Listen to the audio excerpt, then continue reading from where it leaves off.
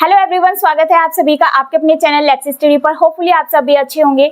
आज का जो टॉपिक है हम स्टार्ट करने वाले हैं। इस टॉपिक में हम पढ़ेंगे आज इंडिकेटर को। तो इंडिकेटर मीन्स सूचक। तो देखिए ये जो टॉपिक है, इस टॉपिक से प्रीवियस ईयर एग्जाम में 2 से 3 क्वेश्चंस हर साल पूछे जाते हैं और साथ ही आज इस सेशन में मैं आप लोगों को कंटेंट के साथ कुछ प्रीवियस ईयर एग्जाम में जो क्वेश्चंस पूछे गए हैं उनको यहाँ पर मैं करवाने वाली हूँ। तो मैं उम्मीद करती हूँ सभी इस सेशन को एंड तक जरूर देखेंगे, क्योंकि यहाँ पर मैं आज कंटेंट के साथ कराने वाली हूँ क्वेश्चंस को। तो चलिए फिर वीडियो को देखने से पहले सभी एक बार वीडियो को लाइक शेयर कर दीजिए। चलिए स्टार्ट करते हैं। इंडिकेटर, इंडिकेटर मीन्स सूचक। देखिए ये जो इंडिकेटर है एक तरीके से ये डाई का मिक्सचर होता है। क्या होता है? ये मिक्सचर ऑफ डाई। और मैं इसकी डेफिनेशन की बात करूं तो वह पदार्थ जो अम्लीय व क्षारीय विलयनों में रंगों में परिवर्तन को दर्शाए। क्या करता है ये इंडिकेटर? ये इंडिकेटर क्या करता है? वह पदार्थ जो अम्लीय व क्षारीय विलयनों में रंगों में परिवर्तन को दर्शाए उसे कहते हैं इंडिकेटर। तो इंडिकेटर क्या है? ये डाई का मिक्सचर होता है। जो इंडिकेटर होते हैं वे कितने टाइप्स के होते हैं? टाइप्स ऑफ इंडिकेटर, यानी इंडिकेटर के टाइप्स होते हैं 2, नेचुरल इंडिकेटर, आर्टिफिशियल इंडिकेटर। देखिए जो नेचुरल इंडिकेटर है जनरली जो एग्जाम्स में क्वेश्चन पूछे जाते हैं, जो पूछे गए हैं आज तक सीटेट एग्जाम में, तो देखिए मैंने यहाँ पर जो जनरल नेचुरल इंडिकेटर है उनको यहाँ पर मैंने लिखा है टर्मेरिक और रेड कैबेज। आर्टिफिशियल इंडिकेटर में मैंने मिथाइल ऑरेंज एंड ये फिनोप्थेलिन, ये 2 मैंने यहाँ पर आर्टिफिशियल इंडिकेटर लिखे हैं, और नेचुरल में टर्मेरिक और रेड कैबेज। ओके, इनको हम यहाँ पर आज पढ़ने वाले हैं। तो सबसे पहले हम देखते हैं नेचुरल इंडिकेटर को। इन 2 इंडिकेटर से अतिरिक्त जो नेचुरल है इनके अलावा मैं 1-2 और पढ़ा दूंगी बाद में। पहले हम इनको देखते हैं। देखिए मैंने यहाँ पर लिखा टर्मेरिक। क्या है? ये एक नेचुरल इंडिकेटर है, राइट।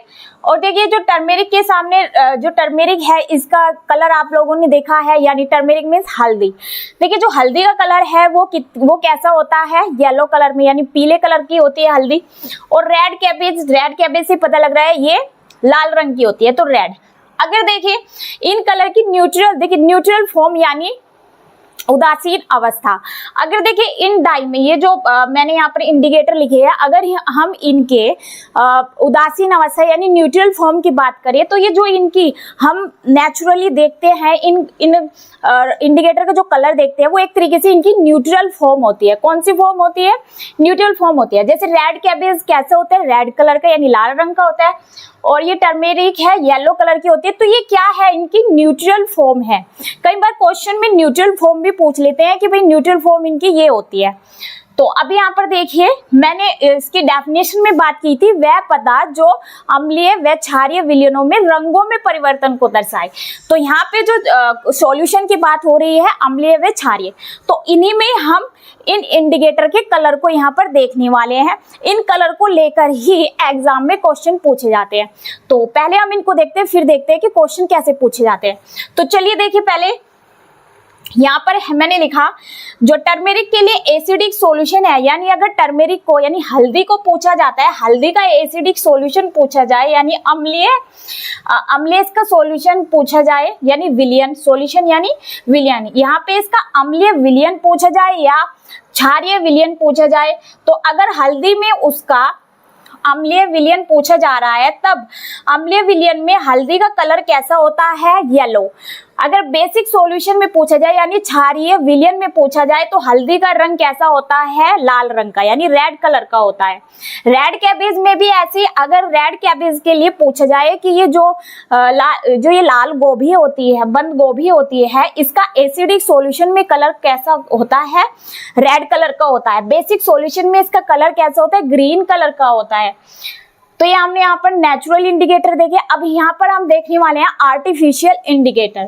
तो देखिए आर्टिफिशियल इंडिकेटर में मैंने मिथाइल ऑरेंज को लिया, ऐसे ये जो मिथाइल ऑरेंज है, इसका एसिडिक सॉल्यूशन में अगर इसका कलर पूछा जाए तो वो होता है रेड कलर का। बेसिक सॉल्यूशन में कलर पूछा जाए तो येलो कलर का। ऐसे फिनोप्थिलीन, जो ये मैंने फिनोप्थिलीन लिया है, ये भी क्या है, आर्टिफिशियल इंडिकेटर। इसका भी अगर एसिडिक सॉल्यूशन पूछा जाए तो एसिडिक सॉल्यूशन में इसका कलर कैसे होता है, ये कलरलेस होता है, यानी रंगहीन होता है। फिनोप्थिलीन एसिडिक सॉल्यूशन में कैसा होता है, कलरलेस होता है, यानी रंगहीन होता है। बेसिक सॉल्यूशन की बात करें तो बेसिक सॉल्यूशन में यानी क्षारीय विलयन में जो फिनोप्थिलीन है, इसका रंग क्या, तो देखिए मैंने यहाँ पर आर्टिफिशियल इंडिकेटर और नेचुरल इंडिकेटर को यहाँ पर मैंने बता दिया है कि एसिडिक सॉल्यूशन में ये कौन सा कलर देते हैं और बेसिक सॉल्यूशन में कौन सा कलर देते हैं। तो चलिए अब इन इंडिकेटर से, आर्टिफिशियल से कैसे एग्जाम में क्वेश्चन पूछे गए हैं और नेचुरल इंडिकेटर से कैसे एग्जाम में क्वेश्चन पूछे गए हैं, उनको अभी मैं आपको यहाँ पर डिस्कस करने वाली हूँ। तो चलिए फिर क्वेश्चंस को डिस्कस करते हैं। अब देखिए यहाँ पर मैं क्वेश्चन आपको, देखिए ये क्वेश्चन दिया हुआ है प्रीवियस ईयर एग्जाम में, यहाँ पर हम इसको अब डिस्कस करने वाले हैं। तो चलिए देखिए क्वेश्चन को पढ़ते हैं। क्वेश्चन दिया हुआ है, 3 प्रखनलियां A, B और C है जिनमें समान मात्रा और शक्ति का रंगहीन तरल है। उनमें से प्रत्येक में फिनोप्थिलीन की 1 बूंद डाली जाती है। यह देखा गया है कि प्रखनली A और B रंगहीन रहती है, प्रखनली A और B रंगीन रहती है, जबकि C गुलाबी हो जाती है। जब C का गुलाबी घोल A और B में मिलाया जाता है तो A रंगहीन रहता है लेकिन B गुलाबी रंग प्राप्त करता है। निम्न में से कौन सा अनुमान सही है? देखिए ये मैंने यहाँ पर 3 ऑप्शन लिखे हैं। अब हमें इसको सॉल्व करना है क्वेश्चन को। देखिए ये इस टाइप के क्वेश्चन जो इंडिकेटर वाले हैं, देखिए समझ जाए तो 1 मिनट भी नहीं लगती सॉल्व करने में, बस इन क्वेश्चंस की प्रैक्टिस करनी होती है। तो चलिए मैं बहुत ही इजी वे में आपको बताने वाली हूँ। तो देखिए यहाँ पर दी हुई है 3 प्रखनलियां, तो हम यहाँ पर इन 3 प्रखनलियों को लेते हैं। ये है, जैसे मैंने यहाँ पर अलग अलग 3 प्रखनलियां ली, ए, ये प्रखनली A, B, C, ठीक है। अब इसमें समान मात्रा यानी इक्वल वॉल्यूम है, जो इक्वल क्या है, ये इनके अंदर एक रंगहीन तरल यानी कलरलेस लिक्विड है जिसकी मात्रा इक्वल वॉल्यूम और स्ट्रेंथ, यानी इस जो ये लिक्विड है, कलरलेस लिक्विड है, इसमें समान मात्रा और शक्ति है इसकी तीनों में ही। तो देखिए तीनों में ही क्या है, कलरलेस लिक्विड है। अब उनमें से प्रत्येक में क्या डाली गई है, 1-1 बूंद डाली गई है फिनोप्थिलीन की। तो बूंद डाली गई है किसकी, यहाँ पे डाली गई है, मैं फिनोप्थिलीन को शॉर्ट में लिख रही हूँ, फिनोप्थिलीन, इसकी 1-1 बूंद डाली गई है, तीनों में ही डाली गई है। फिर क्या है यहाँ पर दिया गया, यह देखा गया कि प्रखनली A और B रंगहीन रहती है यानी कलरलेस रहती है, C गुलाबी हो जाती है। ये क्या हो गई है, A और B कलरलेस,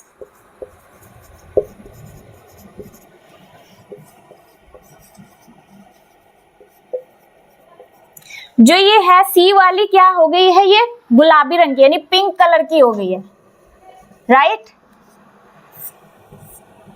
अब इसमें आगे क्या है कि यह देखा गया है प्रखनली A और B रंगहीन रहती है, ये हो गई रंगीन, और ये हमने देख लिया यहाँ पर। अब जब C का गुलाबी घोल, अब ये जो गुलाबी घोल है C वाली का A और B में मिलाया जाता है, तो यहाँ पर हम देखें, अभी देखिए कलरलेस फिनोप्थिलीन का जो एसिडिक सॉल्यूशन था, अभी हमने पहले जो कंटेंट देखा है उसमें मैंने आर्टिफिशियल फिनोप्थिलीन कैसा है, आर्टिफिशियल इंडिकेटर है ना, तो एसिडिक सॉल्यूशन कैसा था फिनोप्थिलीन का, कलरलेस था ना, ओके। और फिनोप्थिलीन का जो एसिडिक सॉल्यूशन था वो कलरलेस था, और उसके अगर हम बेसिक सॉल्यूशन की बात करें वो पिंक कलर का था। तो यहाँ पर बूंद किसकी डाली जा रही है, फिनोप्थिलीन की, और इसमें A और B में क्या कलर शो किया, कलरलेस, इसने पिंक किया। तो इससे हमें पता लग रहा है कि A और B क्या है, एसिड है, क्या है, एसिडिक सॉल्यूशन है इनके पास, और C के पास बेसिक सॉल्यूशन है। तो हम यहाँ पर लिख लेते हैं एसिड, इधर भी एसिड, तो A और B में क्या है, एसिड सॉल्यूशन है। तो दोनों के पास क्या हुआ, एसिड क्या रिलीज करते हैं, H आयन को रिलीज करते हैं, H पॉजिटिव आयन को, तो दोनों ने क्या रिलीज किया, H पॉजिटिव आयन।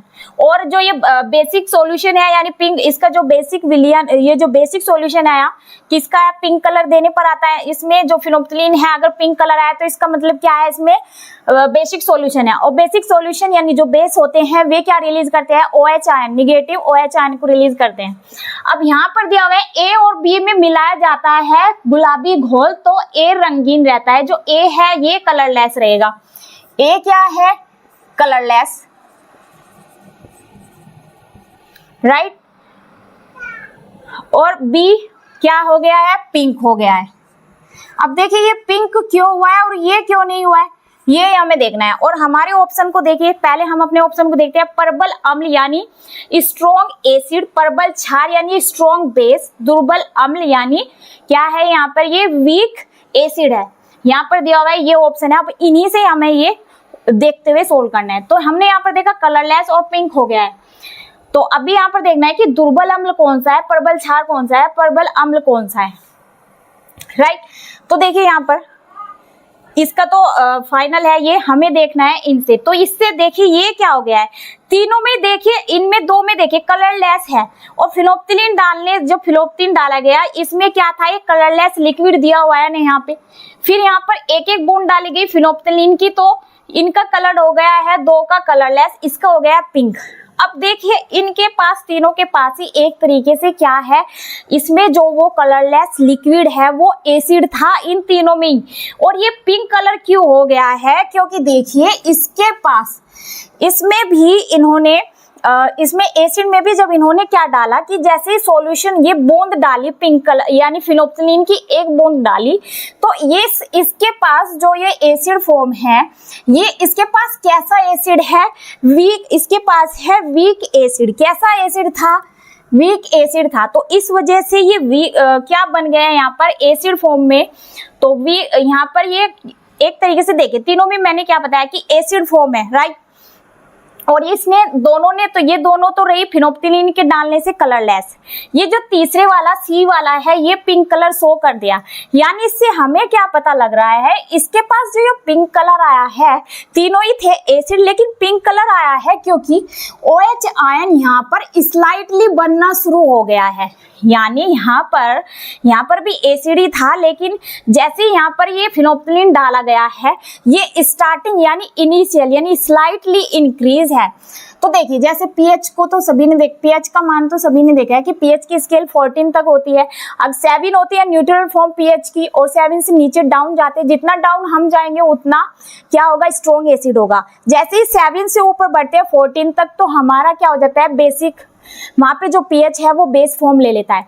तो देखिए 7 से ऊपर जाते हैं तो बेस हमारा जाता है बेस की ओर जाता है ना। तो 7 से ऊपर अगर हम 7.2, 7.5 या 8.5 जाते हैं तो वो स्लाइटली बेसिक होगा।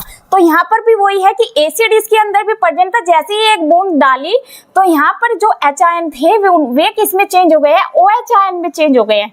तो यहाँ पर ये पिंक है, पिंक कलर है, लेकिन यहाँ पर ये कैसा, एक तरीके से जो बेस बना, ये यहाँ पर वीक बेस बना। कैसा बेस बना, वीक बेस बना यहाँ पर,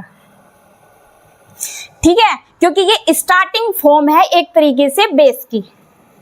ठीक है, ये हमने क्या देखी यहाँ पर, इसकी एक तरीके से ये स्टार्टिंग क्या है, ये बेस की, क्षार की क्या है, ये वीक फॉर्म है। ओके, क्योंकि देखिए थोड़ा सा ही एक बूंद डालने पर इसने रिलीज कर दिया है H आयन से, ये OH आयन में कन्वर्ट हो गया है। अब ये ही C सॉल्यूशन को डाला जा रहा है A और B सॉल्यूशन में। तो जैसे ही देखिए A और B सॉल्यूशन में डाला गया, तो देखिए A में डाला गया ये कलरलेस ही रह गया है, और जो B में डाला तो ये पिंक में हो गया है। जो सेम इसके साथ हो रहा था वो ये सेम इसके साथ कंडीशन है, ठीक है ना। तो यहाँ पर देखिए ये दोनों भी एसिड है। तो जैसे यहाँ पर देखिए क्या डाला गया, सॉल्यूशन C, यानी ये जो तीसरे वाली जो प्रश्नावली है सॉल्यूशन, जिसके पास विलियन C वाली सॉल्यूशन C को ऐड किया गया, इसमें भी क्या है, फिनोप्थिलीन है। तो जैसे ये पिंक कलर वाला डाला गया, बी में डाला गया, तो बी जो है कन्वर्ट हो गया है किसमें, पिंक कलर में कन्वर्ट हो गया है। और पिंक कलर क्या शो कर रहा है, फिनोप्थलीन के डालते ही सार फिनोप्थलीन का बेसिक सॉल्यूशन को शो कर रहा है। तो यहाँ पर भी क्या हो रहा है, ये एसिड है, जैसे इसके अंदर देखिए, जैसे मेरे पास एक प्रखनली है, उसमें प्रखनली है, उसके अंदर सॉल्यूशन है, जैसे उसमें डाला, उसको डाला, फिनोप्थलीन की बूंद को डाला, तो उस प्रखनली के अंदर जो सॉल्यूशन था वो एकदम कन्वर्ट हो गया पिंक कलर में, यानी वो उसकी क्या फॉर्म बन गई है, यहाँ पर वो बेस फॉर्म में चेंज हो गया है। तो एक बूंद डाली तो यानी स्लाइटली, यानी वो क्या है, एक तरीके से वीक फॉर्म बन गई है बेस की। अगर डालते इसमें 5-6 बूंद डाल देते तो वो स्ट्रॉन्ग फॉर्म बन जाती, राइट। तो वही मैं यहाँ पर बताने की कोशिश कर रही हूँ।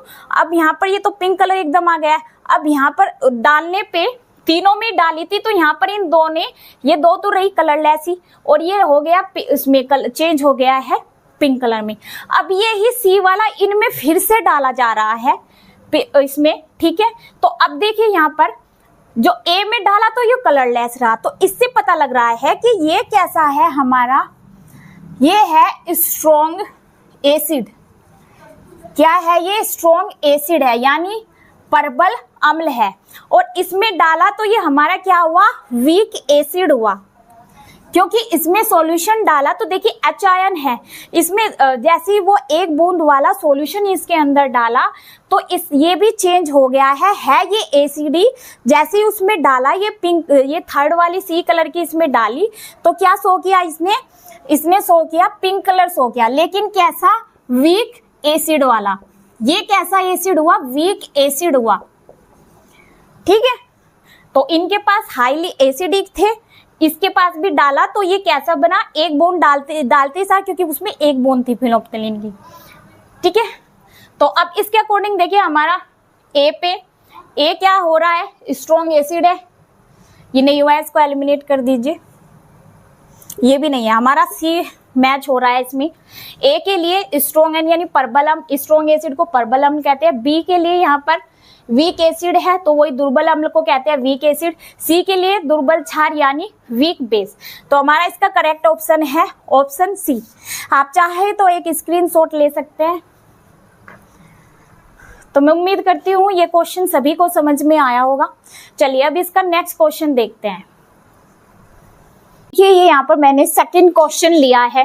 आप सभी सोच रहे होंगे कि हिंदी, देखिए मैंने क्वेश्चन का हिंदी पैटर्न लिया है क्योंकि देखिए जो सीबीएसई बोर्ड से बिलोंग करते हैं वे हिंदी के क्वेश्चंस को इंग्लिश में समझ सकते हैं, लेकिन इंग्लिश के क्वेश्चन को जो हिंदी मीडियम से बिलोंग करते हैं वे नहीं समझ पाएंगे।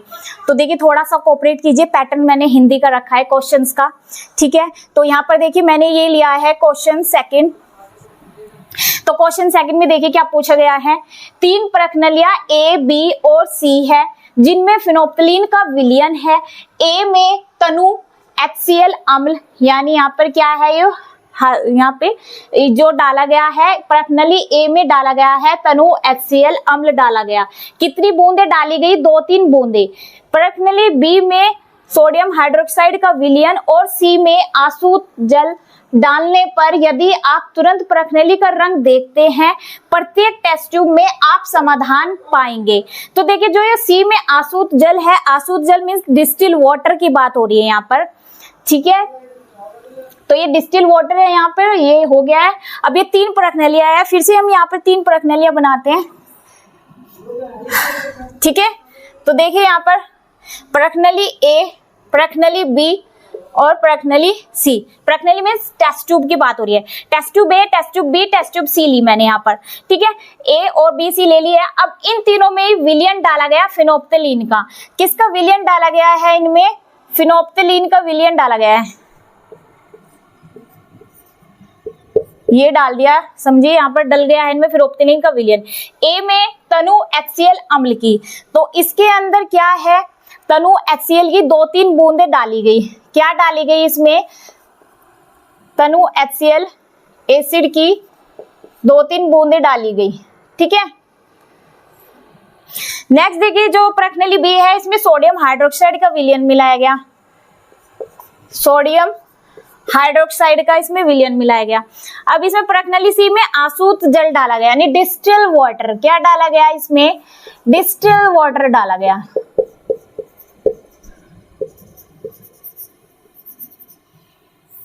ये डाल दिया गया है।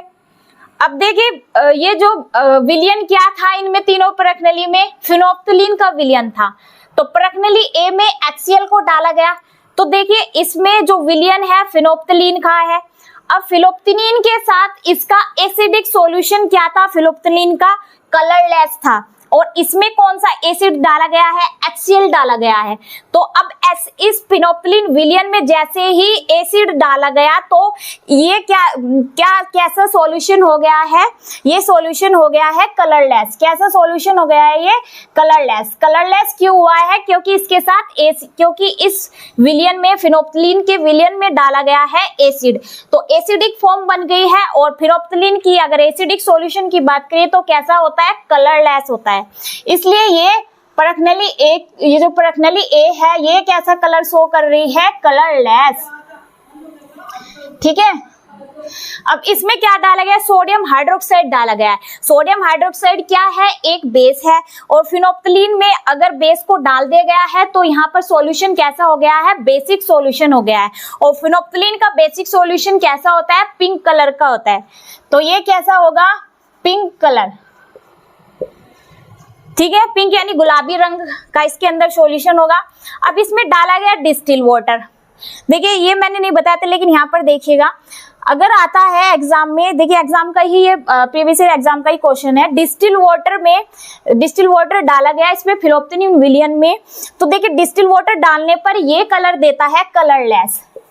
कैसा कलर देता है, कलरलेस देता है।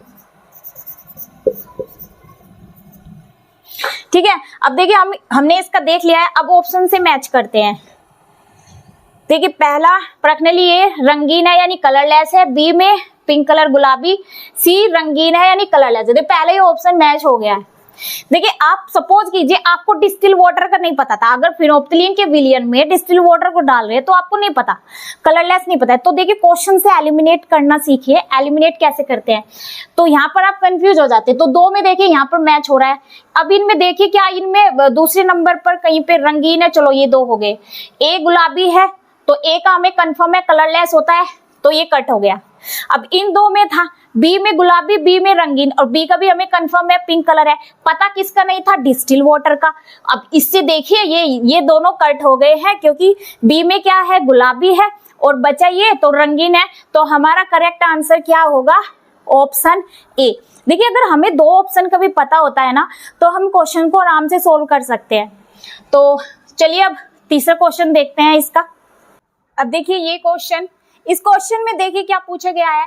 अदिति अपनी सहेली को गुप्त संदेश भेजना चाहती थी। उसने अपनी सहेली को एक पत्र दिया जिसमें ऐसा प्रतीत नहीं होता कि उस पर कुछ लिखा हुआ है। उसने अपनी सहेली को चुकंदर के टुकड़े से कागज को रगड़ने को कहा। देखिए जब उसने अपनी सहेली को पत्र दिया तो वो देखने में उसे पत्र लग रहा था कि ये खाली पत्र है, इस पर कुछ नहीं लिखा है। तो फिर उसने कहा कि तुम इस पे चुकंदर का टुकड़ा लो, उससे कागज को रगड़ो। तो संदेश उसको जैसे ही चुकंदर के टुकड़े से उसने रंगा तो उसका जो रंग है उसे दिखाई दिया, संदेश गहरे रंग में दिखाई दिया। तो हमें वही देखना है कि वो गहरा रंग कौन सा है। गहरा लाल रंग था ये, यहाँ पर क्वेश्चन में यहाँ पर एक गहरा लाल रंग दिया हुआ है। गहरा लाल रंग में दिखाई दिया, यह निम्न में से किसका प्रयोग कर सकती थी। तो हमें अब यहाँ पर इस क्वेश्चन के अकॉर्डिंग देखना है सही करेक्ट ऑप्शन क्या होगा। तो देखिए अदिति ने संदेश दिया किसको, अपनी सहेली को दिया, उसको उस पर कुछ नहीं दिखाई दिया। फिर उसने कहा कि तुम चुकंदर के टुकड़े से इस पे रगड़ा दो। अब देखिए मैंने चुकंदर भी एक क्या है, नेचुरल इंडिकेटर है जो मैंने नहीं बताया था, लेकिन मैंने इसका पहले यहाँ पर लिख दिया है। जो बीट रूट यानी चुकंदर है, इसकी जो एसिड फॉर्म होती है चुकंदर का, अगर एसिडिक सॉल्यूशन एसिडिक फॉर्म की बात करें तो रेड कलर की होती है। अगर इसके बेस फॉर्म की बात करें, बेस फॉर्म में चुकंदर के यानी बीट रूट के बेस फॉर्म की बात करें तो येलो कलर का शो होता है, ये दिखाई देता है। न्यूट्रल फॉर्म की बात करें तो रेड कलर का होता है, न्यूट्रल फॉर्म में ये रेड कलर का, यानी इसका नेचुरल कलर चुकंदर सभी ने देखी है। चुकंदर का कलर कैसा होता है, रेड कलर। तो अब देखिए एसिड हमें बेस फॉर्म और ये पता लग गया। अब हमें क्वेश्चन देखना है। तो चुकंदर के ऊपर मैटर है सारा। अब देखिए यहाँ पर लास्ट में हमें क्या ध्यान रखना है कि संदेश को चुकंदर से रगड़ा तो दिखाई दिया है गहरे लाल रंग का। अब देखिए पहला ऑप्शन दिया हुआ है साधारण नमक। साधारण नमक का फॉर्मूला क्या होता है, NaCl। ये क्या है, एक साल्ट है। अब देखिए साल्ट कौन सा है, ये हमारा strong acid plus strong base. तो देखिए ये स्ट्रॉन्ग एसिड व स्ट्रॉन्ग बेस के, देखिए जहां पर मैंने कल जो लेक्चर लिया था उसमें मैंने आपको एसिड बेस और साल्ट तीनों के बारे में ही पढ़ाया था। तो उसमें जब साल्ट को मैंने बताया था कि साल्ट में न्यूट्रल फॉर्म कब बनती है, देखिए जब स्ट्रॉन्ग, दोनों चीजें स्ट्रॉन्ग हो, स्ट्रॉन्ग ही एसिड और स्ट्रॉन्ग ही बेस हो, तो जब दोनों का रिएक्शन कराई जाती है तो क्या फॉर्म निकली थी वहां पर। देखिए साल्ट को जब हम साल्ट को रिलीज करते हैं, देखिए साल्ट बनता कैसे है, साल्ट एसिड और बेसिक का मिक्स, एसिड और बेस के मिलने से बनता है साल्ट। साल्ट के क्या रिलीज होता है उस रिएक्शन में, साल्ट के साथ वाटर भी रिलीज होता है, साल्ट बनता है, वाटर रिलीज होता है, और क्या रिलीज होता है, हीट रिलीज होती है। तो देखिए सिंपल क्वेश्चन ऐसे भी आ जाते हैं, वो मैंने नहीं लिखा है, जो सिंपल क्वेश्चन नहीं थे। देखिए आज के इस वीडियो में मैंने सारे ही डिफिकल्ट क्वेश्चन को लिया है, जो देखते ऐसे ही नेचुरल मतलब वन लाइनर जो क्वेश्चन है देखते सारा आप ऑप्शन में क्लिक कर देंगे, वे मैंने नहीं लिए। मैंने डिफिकल्ट क्वेश्चन आज के इसमें लिए हैं वीडियो में। तो देखिए मैंने अभी बताया आपको, जब हम साल्ट बनाते हैं तो साल्ट किससे बनता है, एसिड व बेस के मिक्स होने से बनता है साल्ट। साल्ट के साथ वाटर भी रिलीज होता है, और क्या रिलीज होता है, हीट भी रिलीज होती है। और हीट कौन सी बताई थी, एक्सोथर्मिक। तो देखिए हमें यहाँ पर देखनी है इसकी न्यूट्रल फॉर्म, मैं बता रही हूँ न्यूट्रल फॉर्म। तो देखिए न्यूट्रल फॉर्म साल्ट की बनती है जब स्ट्रॉन्ग एसिड और स्ट्रॉन्ग बेस मिक्स होते हैं, तो बनती है क्या, एक न्यूट्रल फॉर्म बनती है। यानी क्या, वैसे न्यूट्रलाइजेशन हुआ था ना, उदासीनीकरण अभिक्रिया बनी थी, ऐसे वीक एसिड और वीक बेस के मिलने से भी न्यूट्रल फॉर्म बनी थी। तो यहाँ पर देखिए ये जो NaCl है इसमें स्ट्रॉन्ग एसिड और स्ट्रॉन्ग बेस है, तो इनके बनने से यहाँ पर कौन सी फॉर्म बन रही है, न्यूट्रल फॉर्म बन रही है। ठीक है, जो मैंने अभी आपको बताया न्यूट्रल फॉर्म किससे जो क्या है, ये एक साल्ट है, और साल्ट अगर स्ट्रॉन्ग एसिड या स्ट्रॉन्ग बेस होता है तो कौन सी फॉर्म बनती है, न्यूट्रल फॉर्म बनती है। अब ग्लूकोज घोल को देखिए, इसके पास, ग्लूकोज के पास कोई आयन नहीं है, तो ये भी अगर इसकी हम फॉर्म की बात करें तो ये आयन नहीं है, तो इसकी ये क्या है, न्यूट्रल फॉर्म है। तो ग्लूकोज घोल भी क्या है, एक न्यूट्रल फॉर्म में है। अब यहाँ पर देखिए बेकिंग सोडा का घोल, बेकिंग सोडा पता लग रहा है, बेकिंग सोडा का फॉर्मूला क्या होता है, सोडियम बाई कार्बोनेट। ये किसका फॉर्मूला है, बेकिंग सोडा का है। क्या है, ये एक बेस है। यहाँ पर देखिए नींबू का रस क्या है, एसिड है, और नींबू के रस की अगर न्यूट्रल फॉर्म की बात करें एसिड की, इसकी फॉर्म क्या होती है, ये भी न्यूट्रल है। अब देखिए ऑप्शन में, यहाँ पर देखिए ऑप्शन में तो क्या दे रहे हैं, यहाँ पर न्यूट्रल फॉर्म आ गई, न्यूट्रल। देखिए ऑप्शन में 3 का आ रहा है न्यूट्रल, नहीं, रस क्या है, एसिड है। नींबू है, नींबू क्या है, एक सिट्रस है, और सिट्रस वाले जो फ्रूट्स होते हैं उनमें क्या होता है, सिट्रिक एसिड होता है, तो क्या है, ये एक एसिड है। और अगर हम इसकी न्यूट्रल फॉर्म की बात वो करें तो ये भी एक न्यूट्रल फॉर्म ही है। तो देखिए ऑप्शन में 3 हो गए हैं न्यूट्रल, है ना। अगर ऑप्शन में देखिए ऐसा होता कि 1 2 3 सेम एक ही उसमें आते, ओनली 1 होता, या आता 2 और 3 होता, या फिर होता 1 2 और 4 होता, तब हम इन तीनों पे क्लिक कर सकते थे। लेकिन ऐसा यहाँ पर ऑप्शन नहीं दिया हुआ है, तो अब हमें इसी में से निकालना है। देखिए क्वेश्चन के अकॉर्डिंग हम देखें तो यहाँ पर इसमें थोड़ा सा क्वेश्चन में देखिए कॉन्ट्राडिक्शन है कि यहाँ पर क्या आना था क्वेश्चन में, यहाँ पर ना क्या आना था, यहाँ पर देखिए बीट रूट में येलो कलर दे रहा है ना, सारा क्वेश्चन सही है, गड़बड़ हो गई है यहाँ पर, यानी ये एग्जाम में ही थोड़ा सा एरर दिया हुआ है। अगर यहाँ पे येलो कलर आता तो देखिए इसका क्वेश्चन, अब भी हम इसका क्वेश्चन का आंसर ये ही लगाएंगे कि इसका आंसर करेक्ट होगा बेकिंग सोडा का घोल। अब देखिए इन तीनों का सेम क्वेश्चन, सेम आंसर बैठ रहा है, तो इनको तो नहीं लगा सकते क्योंकि न्यूट्रल है, और ये भी एक तरीके से अगर हम देखें एसिड है ना, तो ये भी मैच नहीं हो रहा है। तो यहाँ पर मैच क्या हो रहा है, क्वेश्चन देखिए अगर एग्जामिनर ने क्वेश्चन में दिया होगा तो या तो ये सबका ही गलत हुआ होगा क्वेश्चन, लेकिन अगर देखिए एग्जाम में फिर से इस तरह का क्वेश्चन आता है कि 3 ऑप्शन हमारे सेम हो रहे हैं और एक डिफरेंट हो रहा है, तो वो जो डिफरेंट होता है ना उसको हमें उसके अकॉर्डिंग यहाँ पर सही करना है। तो यहाँ पर अगर ये येलो यहाँ पर अगर दिया होता कि पीला रंग दिखाई देता है तब हमारा ये ही सही होता, लेकिन अगर हम इस क्वेश्चन के अकॉर्डिंग देखें तो तीनों का आंसर सेम आ रहा है, तो तब भी ये क्वेश्चन गलत है। तो इसके अकॉर्डिंग हम जाते हैं, इसके रिगार्डिंग हम जाएंगे इस थर्ड क्वेश्चन पे ही, ठीक है। तो देखिए अगर इस तरह के क्वेश्चन आते हैं कि जिनका 3 का आंसर 1 पड़ रहा है, तो हमें थोड़ा सा इनको देखना होता है कि ट्रिकी, थोड़ा सा अपना माइंड को एकदम ट्रिकी फॉर्म में इनको सॉल्व करना होता है। तो इसका आंसर होगा बेकिंग सोडा का घोल, ठीक है ना। और इनको नहीं लगा सकते क्योंकि ये तीनों का क्वेश्चन सेम बैठ रहा है। अब करते हैं फिर नेक्स्ट क्वेश्चन। चलिए अब देखते हैं इन क्वेश्चंस को। तो यहाँ पर देखिए पहला क्वेश्चन क्या है, एक छात्र सोडियम हाइड्रोक्साइड के तनु विलयन की एक बूंद पहले नीले लिटमस पेपर पर और फिर लाल लिटमस पेपर पर डालता है, वह उसका अवलोकन करेगा, है ना। तो देखिए इस क्वेश्चन में लिटमस पेपर पे है, तो पहले हम देखते हैं। देखिए एसिड का पता करने के लिए जो ब्लू लिटमस पेपर को लेते हैं, ब्लू कलर के लिटमस पेपर को लेते थे, तो जो ब्लू कलर का लिटमस पेपर था, ब्लू लिटमस कलर का हमने लिया, जो लिटमस पेपर लिया ब्लू कलर का, और पता किया हमने उस एसिड टेस्ट का पता किया, तो ब्लू कलर का रेड लिटमस में चेंज हो गया। किसका पता किया हमने यहाँ पर, एसिड का पता किया। ऐसे ही अगर हम रेड लिटमस पेपर लेते हैं, रेड लिटमस पेपर बेसिक का पता करने के लिए क्या देखा था हमने, चेंज हो रहा था ब्लू लिटमस में, यानी जो लिटमस पेपर था वो ब्लू कलर में चेंज हो गया था।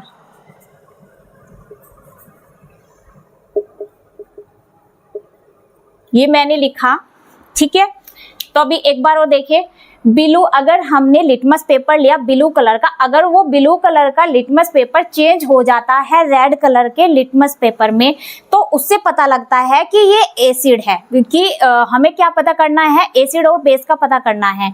अगर हमारे पास कोई सॉल्यूशन है, अगर हमें उसमें पता करना है कि ये एसिड है या एसिडिक है या बेसिक है, तो हम क्या करते हैं, हम लिटमस पेपर को लेते हैं।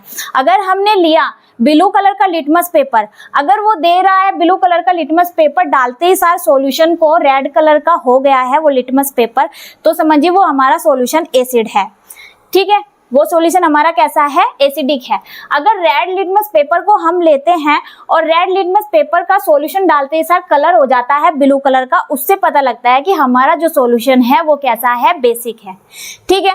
तो अभी यहाँ पर ये लिटमस का है, तो इसलिए मैंने यहाँ पर बताया ये क्वेश्चन।